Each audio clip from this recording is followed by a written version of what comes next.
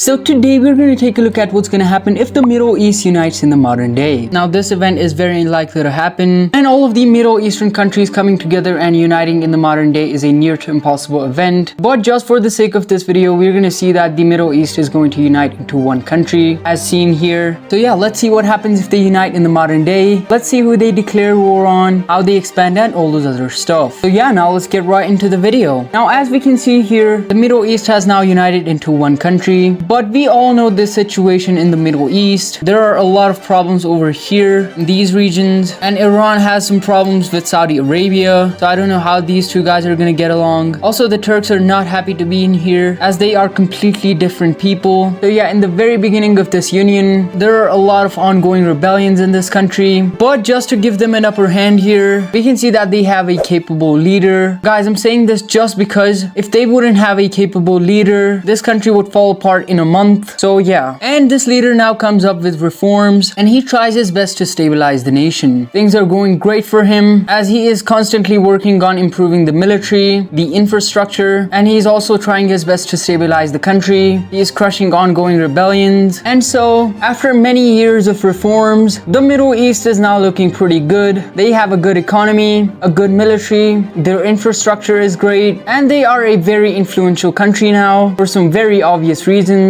If we look at the Middle East like this, we can see how powerful they are, and they're also in a very good position right here. So now after stabilizing the internal country, we can see that the Middle East now wants to expand. Also guys, for those of you who don't know, this map has been updated. Once again, shout out to Austria-Hungary Edits. He has updated the disputed regions. So yeah, and now we can see that the Middle East wants to go on military campaigns, for which now we can see that they are recruiting troops from all over the country, and a very huge army has been assembled, and now it seems like they are ready for their first military campaign. We can see that the first country that they declare war on is Libya. But guys, there is one thing here. Now right after the Middle East declared war on Libya, the Libyans say that they do not want a war with a fellow Muslim country, and since most of this country is Arab, they definitely do not want a war. So before this war even began, we can see that the Libyans now surrender to the Middle East, and later on now we can see that Libya is a part of the Middle East. This was a pretty good thing for the Middle East as they did not lose any men to fight in this war. So yeah, but before starting their major invasion next, we can see that the Middle East sends two ultimatums to two countries demanding their annexation, and well, these two countries were Eritrea as well as Djibouti. Both of these guys had no other choice but to accept the ultimatums because otherwise they would have never been able to defend themselves. So yeah, smart decision. But yeah, the Middle East now wants to go on a major invasion with the army that they had previously raised, and this invasion will take place in Eastern Europe, where now we can see that the Middle East declares war on Bulgaria as well as Greece. And now things are not looking good for both these countries as the Middle East has a way better military. We can see that the Middle Eastern troops now push in both into Greece and Bulgaria. We can see that they push around, securing all of these regions. The Greeks have lost major cities to the Middle Easterns, and we can see that one Middle Eastern army is now pushing towards the capital city of Sofia. And unfortunately for the Bulgarians, we can see that they lost their capital city, after which they just go ahead and surrender. And now the entire army of the Middle East is focused on taking Greece. The invasion is going pretty well for the Middle Easterns. The Middle Eastern Navy also comes into action, as we can see that they take out Crete as well as some of these other Aegean islands. But one main army is now pushing towards the capital city of Athens. This army now gets to the capital city of Athens, and the Greeks also lost their capital city because they were heavily outnumbered. And after this, we can see that the remaining parts of Greece just go ahead and surrender. And later on, we can see that all of Greece as well as Bulgaria got completely annexed by the Middle East. The Middle East is not done expanding, as we can see that they send another ultimatum to another country, and that country is Tunisia.